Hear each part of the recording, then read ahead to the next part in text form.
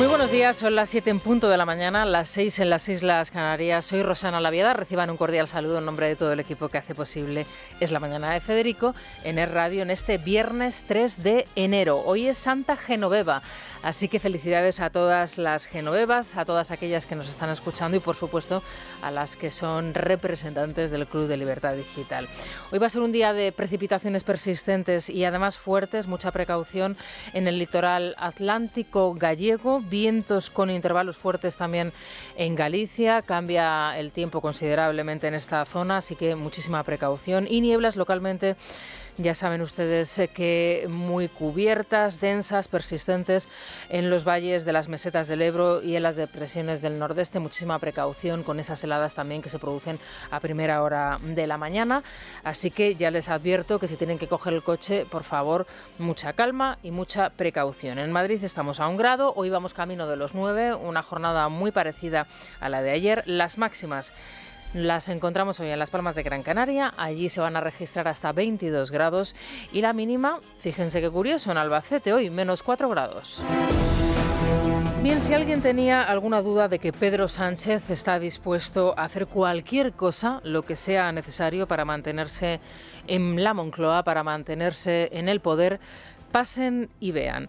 En las últimas horas hemos tenido 2 ejemplos muy claros que demuestran que Pedro Sánchez y ese grupo de acólitos que le acompañan y que se siguen haciendo llamar, o que algunos analistas siguen empeñándose en seguir llamando Partido Socialista, está por encima de lo que marca la ley y por encima de los límites éticos que se presuponen a un presidente del gobierno que está al servicio de su nación. Me estoy refiriendo a 2 cuestiones, a 2 hechos. El primero de ellos es la compra del Ayuntamiento de Jaén. Sí, la compra, porque lo que ha sucedido en el consistorio andaluz en las últimas horas ha sido precisamente eso, la compra de un consistorio, y a la negociación desconocida por el momento por la que se abren las aduanas de Ceuta y Melilla a Marruecos y cuyas consecuencias desconocemos. El caso del consistorio andaluz, que deja de estar en manos del Partido Popular y pasa a manos del Partido Socialista, culmina una operación gestada en Moncloa y en Ferraz de una gravedad extraordinaria, porque María Jesús Montero, la vicepresidenta del Gobierno y también ministra de Hacienda, se ha comprometido a saldar la deuda del Ayuntamiento de Jaén, estimada en unos 600 millones de euros. Ahí es nada. Imagínense ustedes, para una localidad con los habitantes de Jaén, tener y acumular una deuda de 600 millones, a cambio de que la formación local Jaén Merece Más preste ahora sus 3 ediles a los socialistas. Ayer, gracias a estos 3 votos, se sacó adelante una moción de censura que desalojó al popular Agustín González. Es decir, el Gobierno de España vuelve a utilizar el dinero de todos para negociar acuerdos a espaldas de las instituciones y de los principales interesados, y esto es como condonación de la deuda catalana, pero a otra escala. Entenderán ustedes que la dimensión no es la misma, pero proporcionalmente puede ser incluso mayor, aunque el escenario, la operación, es exactamente igual. Desde luego, sí nos recuerda, por ejemplo, a la negociación que mantuvo Santos Cerdán y el gobierno de Pedro Sánchez con Puigdemont. De hecho, el propio Santos Cerdán también está involucrado en esta operación en Jaén. Estamos, como pueden ver, ante una operación al máximo nivel en el Partido Socialista y con unos objetivos que son claros: romper la hegemonía del Partido Popular en Andalucía, y que después de ese triunfo en las 8 capitales de provincia andaluzas en el año 23, hace un año, pues era un triunfo, como pueden imaginarse todos ustedes, histórico. Es decir, no se descarta que a partir de lo sucedido en Jaén, el Partido Socialista intente hacer lo mismo allá donde pueda manejar los hilos del partido local de turno, con el soborno de turno, y al mismo tiempo desbancar o presentar una moción de censura que acabe con el gobierno local, en este caso del Partido Popular. María Jesús Montero, desde luego, tendrá que dar explicaciones de los detalles de este acuerdo que a esta hora de la mañana, a las 7:05 de la mañana, 6:05 en Canarias, desconocemos. Y desconocen los jienenses. Y se desconoce a nivel nacional.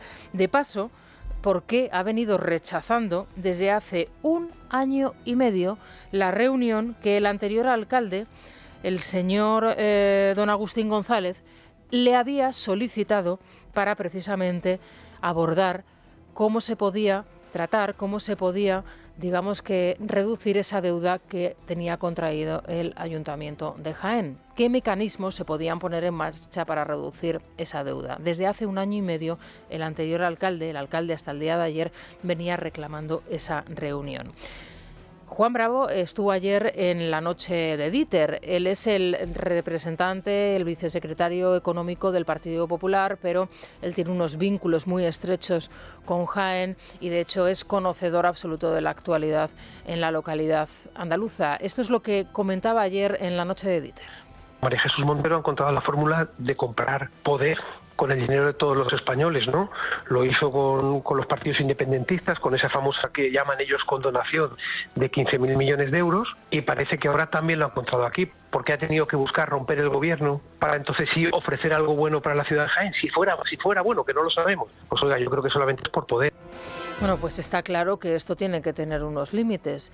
Incluso yo me planteo si esto puede tener algún tipo de recurso, porque obviamente no puede ir utilizando el dinero público de todos, como bien explicaba el señor Bravo, para ir condonando deudas y al mismo tiempo ir desbancando y derrocando gobiernos ya establecidos. Es curioso porque quien sí ha tenido acceso a las líneas maestras del otro acuerdo, del acuerdo entre el Gobierno de España y Marruecos, es el diario El País, que en su edición de hoy explica que mientras el país africano va a poder exportar, es decir, introducir a través de esas aduanas de Ceuta y Melilla productos frescos, por parte de la parte española va a también ser Marruecos quien decida qué productos se pueden introducir. Vamos, que Marruecos va a poder meter en nuestro país absolutamente y vender en nuestro país los productos que ellos quieran, haciendo competencia a los nuestros originales, y también van a decidir qué productos son los que nosotros tenemos que pasar por esa aduana. De nuevo, oscurantismo, falta de información en una cuestión vital para la soberanía cuando se trata de Marruecos, que sin duda siempre parece estar en una posición de privilegio respecto a España en cualquier tipo de negociación que se establece entre los dos gobiernos. Todo desde la aparición, recordarán todos ustedes, de aquellos teléfonos móviles de miembros destacados del gobierno, incluso del señor presidente, cuyo contenido se desconoce, pero que cambió radicalmente la relación entre el gobierno de España y el de Marruecos. Juan José Imbroda es el presidente de Melilla. Eso denota que Melilla pues perdería soberanía política con respecto al comercio exterior, porque Melilla se consideraría pues como una región más, una ciudad marroquí, en la cual pues se le podrían vender los productos que Marruecos quisiera y se le podría comprar los productos que Marruecos quisiera. Es la mañana. Es radio. Como ven, así está el panorama a las 7 y 8 minutos de la mañana, las 6 y 8 en las Islas Canarias. Vamos a contarles más información con Luis Díaz y con Sergio Era. Sergio, ¿qué tal? Muy buenos días. Buenos días. En las últimas horas también hemos tenido conocimiento, porque así se han hecho públicos esas declaraciones que ante el Tribunal Supremo el pasado día 12 establecieron, bueno, pues algunos de los máximos implicados en el caso Koldo, en el caso Mascarillas. El propio exministro Ábalos fue uno de los que fue interrogado por el juez del Supremo y también el comisionista Aldama. Y aunque el PSOE trate de ocultarlo, hay nerviosismo por el año judicial que le espera al Gobierno con el caso Koldo, el caso Begoña, la situación del fiscal general y la posible imputación de la número 2 del ministro Óscar López por revelación de secretos. A todo ello se le suman las declaraciones en el Supremo de Ábalos, de Aldama y de Koldo. Fue el pasado 12 de diciembre cuando el exministro declaró ante el alto tribunal 3 horas de respuestas en las que se desvinculó de los contratos presentados por Aldama, escudándose en la versión de Óscar Puente. Yo como ministro no firmo nada, llegaba a asegurar. Descargaba además la responsabilidad de esas contrataciones en el subsecretario del momento, Jesús Manuel Gómez, imputado en la Audiencia Nacional. Los modificados, ha dicho el ministro, o no sé quién, he oído, porque todo esto es de prensa, que los hacen los técnicos. Yo como ministro no firmo además nada. Los ministros nos hemos quedado con una firma protocolaria. La última firma que se produce es siempre la del secretario de Estado. Pero los ministros no firmamos nada, no intervenimos en ningún proceso. Por lo tanto, yo no lo sé. Yo he trasladado lo del ministro Puente porque lo he escuchado, pero yo sería incapaz de identificar ninguna obra de esas. Sobre los pagos en especie en forma de inmuebles que habría recibido según el comisionista, delegó la responsabilidad en su asesor, Koldo García, que se encargaba de todo. También confirmaba que fue Santos Cerdán quien le propuso a Koldo como ayudante. 4 días después declaró Víctor de Aldama. En la comparecencia a la que ha tenido acceso Libertad Digital señalaba que se creó una confianza y entraba y salía sin ningún tipo de control de la sede del ministerio. Pese a que tanto Ábalos como Koldo lo han negado, Aldama volvía a asegurar que entregó 10.000 euros mensuales al exministro y a Koldo de buena fe y ante la promesa de un beneficio futuro. Esos 10.000 euros mensuales que usted entregaba al señor García, ¿eran a cambio de qué? Sobre las posibles adjudicaciones futuras. Pero claro, usted no sabía en ese momento cuáles eran las adjudicaciones futuras, ni tampoco lo sabrían ellos. Ellos ya tenían muy claro cómo iban a hacer, digamos, esas proyecciones. Dar 10.000 euros mensuales a una persona que te está diciendo que te va a conseguir contratos públicos es risorio. Cuando estamos hablando de millones de euros, era como una especie de buena fe por mi parte. Esas comisiones, en el caso de Levantina y en los demás casos, las recibía y las gestionaba usted y después hacía llegar su parte a los señores García y Ábalos. En muchos de los casos yo recibía el dinero que entregaba al señor García, ¿vale? Y el señor García repartía al señor Ábalos o donde fuera, porque muchas de las veces me decía que ese dinero, parte del dinero, era para el partido. Bueno, pues ahí ven la claridad en la exposición del comisionista de Aldama. Vamos a volver al exministro Ábalos. Le preguntan sobre su relación con Jessica. En concreto le preguntan por ese piso en Plaza de España, ese piso de lujo en Plaza de España que le era pagado a Jessica. Jessica que incluso obtuvo un trabajo remunerado, dependiente también del área del ministro. Dice Ábalos que esto era toda una gestión de Koldo. O sea, básicamente Koldo se dedicaba a servir a su amo y señor, que era Ábalos. Es que le hacía absolutamente todo, desde pagarle, digamos, los caprichos que tenía, incluso los caprichos y los vicios, vamos a decirlo y llamarlo así, los viajes, en fin, era un hombre para todo. Escuchen en este momento este fragmento de la declaración. ¿Sabe usted quién abonó los billetes y la estancia de esta señora? Sí, yo. ¿La abonó usted personalmente, sí, con su patrimonio personal? Yo lo aboné de acuerdo con Koldo, que es el que, por razones también de reserva, lo abonaba y luego yo le pagaba a él. Es decir, pagaba Koldo con el patrimonio... Con su tarjeta, sí. Con el patrimonio personal de Koldo pagaba sí. el billete y luego usted se lo... Pagaba, sí, para no dejar evidencias de esa relación, que como sabe era una relación extramatrimonial. Bueno, y es que en el Partido Socialista, y permítanme que haga aquí un paréntesis, hay un biotipo. Es que desde el caso Roldán, lo vemos ahora con esta cuestión que nos ocupa, lo hemos visto con el caso Tito Berni. Aquí, cuando se trata de señoritas, de drogas y de prostitutas y de sitios de alterne, lo hemos visto en Los ERE también, en el Ángelo. En fin, es que esto es algo común, es un biotipo, como les digo, y además es que hay factores, aspectos comunes, incluso físicos en los personajes. Bueno, Ángel Víctor Torres, el actual ministro de las cuestiones territoriales, que fue presidente de Canarias durante mucho tiempo. Al parecer, según Aldama, también dispuso de otro pisito alquilado en Atocha, también para sus cuestiones personales. Sobre este tema también se le preguntó a Aldama en el Tribunal Supremo.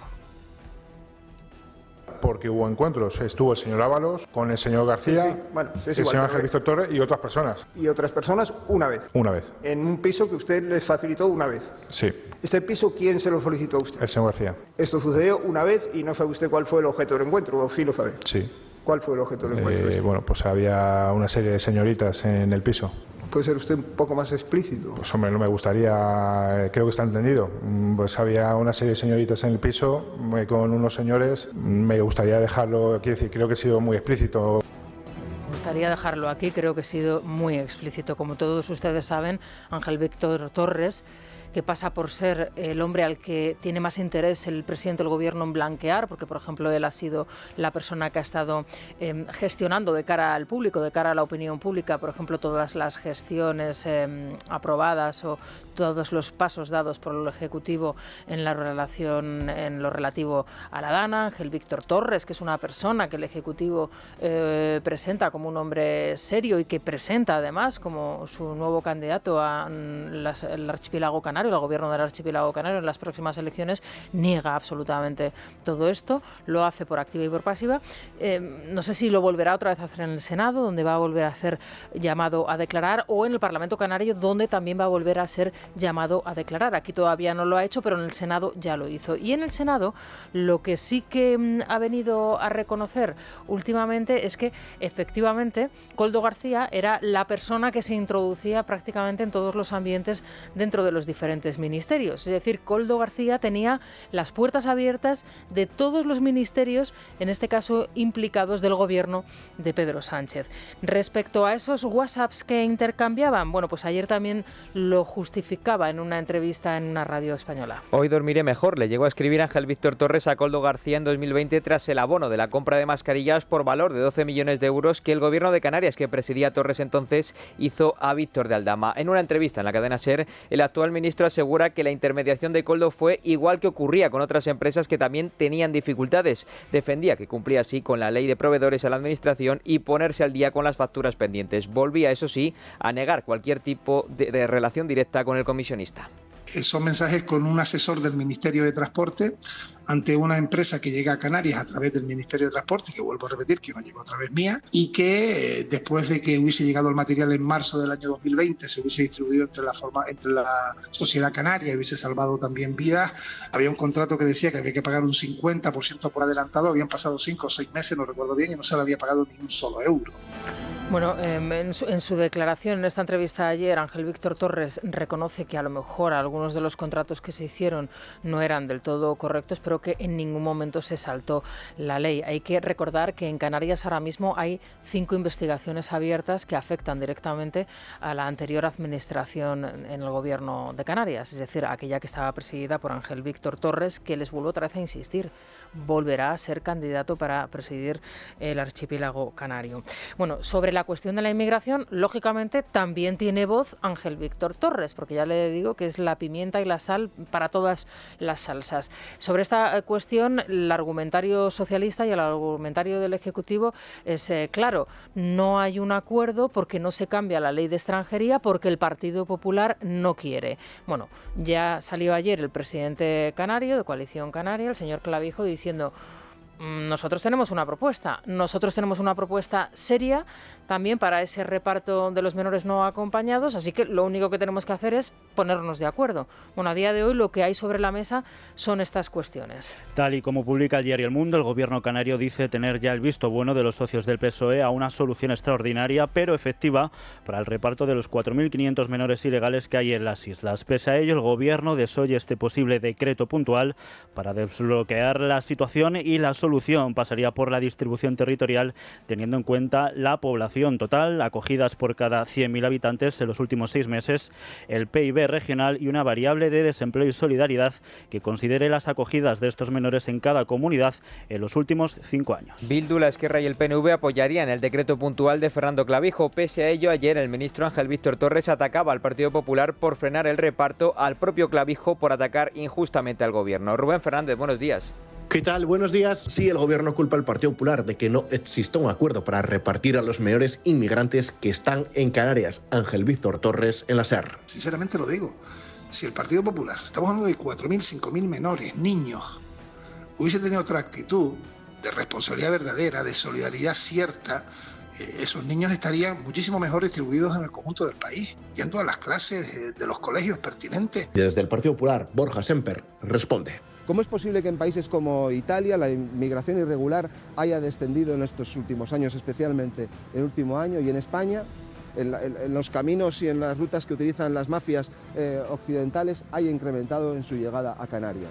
¿También de esto tiene la culpa el Partido Popular? ¿Qué broma es esta? Aunque todo está en manos de Junts, que se niega a dar respaldo al gobierno en la cuestión inmigratoria. Queda por ver si en cambio le respaldan los presupuestos. Nosotros estamos trabajando y vamos, como ha dicho el presidente del gobierno, Pedro Sánchez, a sudar la camiseta hasta el final. Nosotros queremos presupuestos. Todo mientras el gobierno presiona a Felipe VI en público para que vaya a algún acto de conmemoración de la muerte de Franco. Que si por él fuese, estaría sin ninguna duda. Si no está ese día, será también porque tendrá dificultades de agenda. Actos que empiezan el 8 de enero y que Zarzuela ya ha dicho que de momento no acudirá. Bueno, las dificultades de agenda son las que son y son la entrega de esas credenciales al cuerpo diplomático y en donde tiene que estar presente sí o sí el jefe del Estado, que es Felipe VI. En cualquier caso, bueno, pues ahí están las explicaciones que se dan desde el Gobierno y, hombre, a mí también me llama la atención que ahora se ponga como ejemplo la gestión que se hace con la inmigración en Italia. El Plan Mattei, aprobado por Meloni, cuando ha sido también criticado. El Plan Mattei, aprobado por Meloni, tiene diferentes aspectos. Uno de ellos es ese ingreso, esa deportación, digamos, de los inmigrantes irregulares a esos campos en Albania hasta que se estudie el expediente y la información de ese inmigrante y se dé o no entrada en Italia a esa persona. Y, por otro lado, esa acción en los países de origen. ¿Qué acción se está haciendo en los países de origen más allá de Begoña Gómez y el Africa Center? Que nos lo explique el Gobierno de España. Lo que está claro es que hay que dar salida a esa situación crítica en la que está ahora mismo Canarias y esa situación crítica en la que están 6.000 menores en las islas, en concreto en Lanzarote y en el Hierro especialmente. En donde, por cierto, ayer teníamos ocasión de escuchar a los agentes que están trabajando en estas dos islas. Nos explicaban que la media diaria de llegada de cayucos es de 3 embarcaciones diarias y que los diferentes agentes, que no son demasiados, a pesar de que han sido reforzadas las acciones, que se encuentran en estas dos islas, se tienen que dedicar única y exclusivamente a la atención de los inmigrantes que llegan en estos 3 cayucos diarios aproximadamente de media, desatendiendo la seguridad de la isla en el día a día, en lo que requiere una ciudad, diferentes localidades, en este caso una isla pequeña como pueda ser Lanzarote, como pueda ser el Hierro, pero que tiene sus necesidades concretas y puntuales. Bueno, pues estos agentes se dedican única y exclusivamente a la atención de los irregulares que llegan en estos cayucos. O sea, se está también poniendo en peligro la seguridad de los ciudadanos de las islas ante esta situación, porque los agentes están dedicados única y exclusivamente a la atención de los irregulares.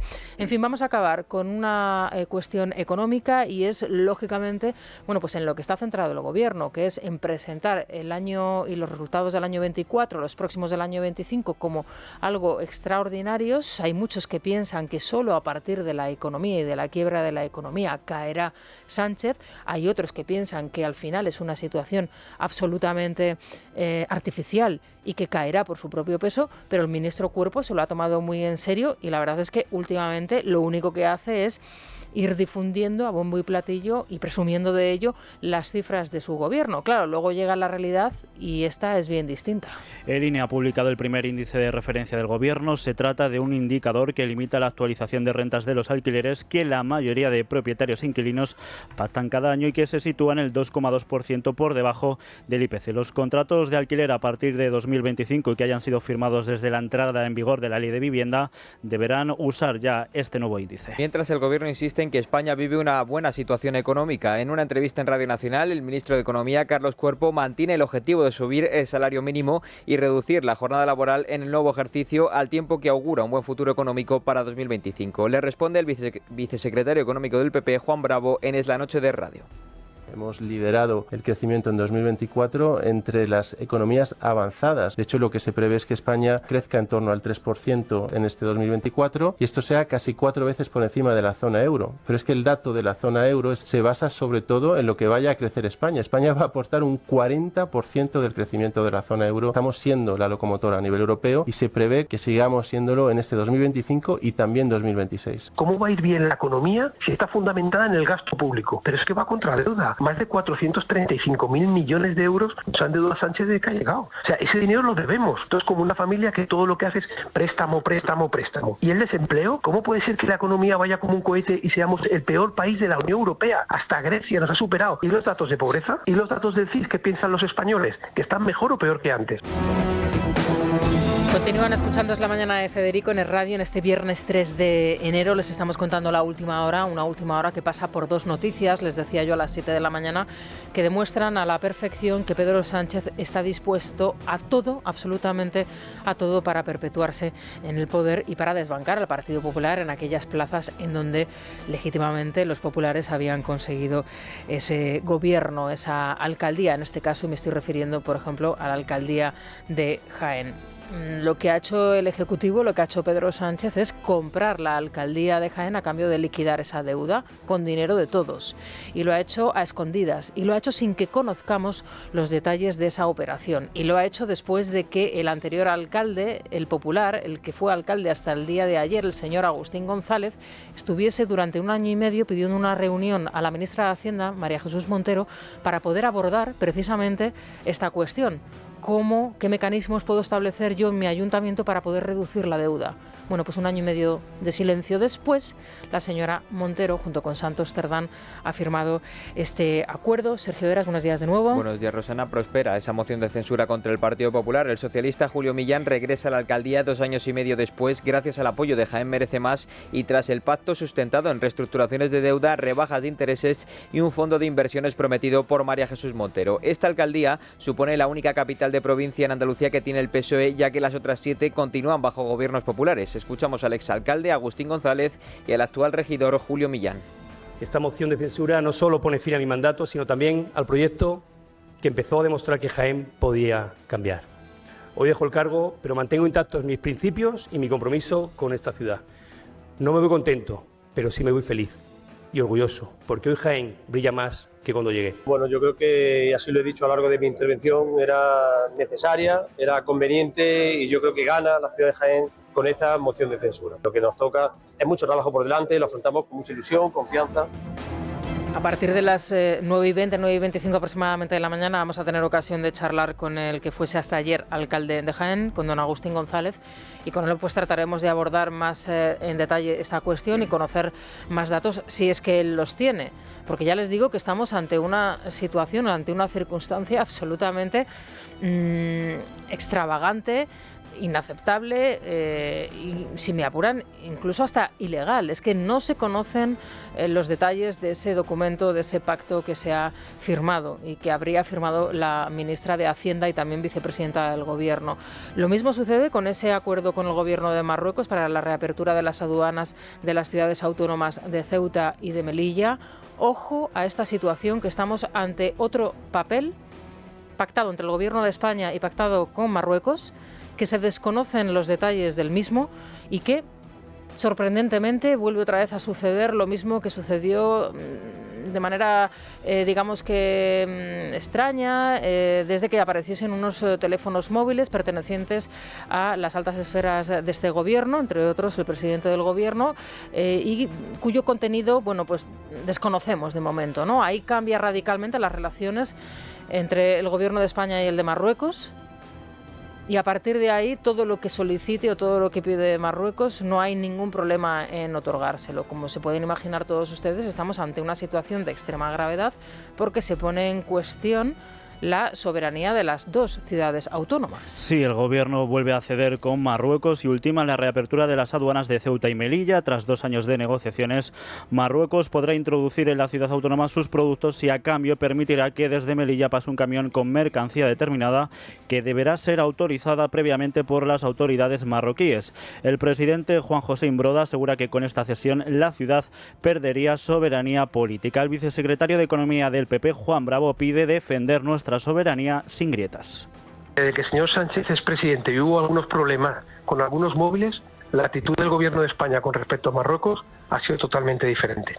Tenemos que tener una buena relación con Marruecos, pero debemos defender nuestra soberanía sin ninguna grieta, sin ninguna grieta. Y ese es el trabajo que un gobierno que defiende su territorio y que defienda sus ciudades de Ceuta y Melilla debemos trabajar. En Valencia, el parón producido por las zonas afectadas por la Dana va quedando atrás, pero todavía continúan los efectos de la catástrofe que se mantendrán durante un tiempo considerable, según indica el Banco de España. Aunque con menor intensidad, la tragedia ha seguido las pautas evolutivas del huracán estadounidense Katrina, con un ritmo lento y dificultoso en la vuelta a la actividad.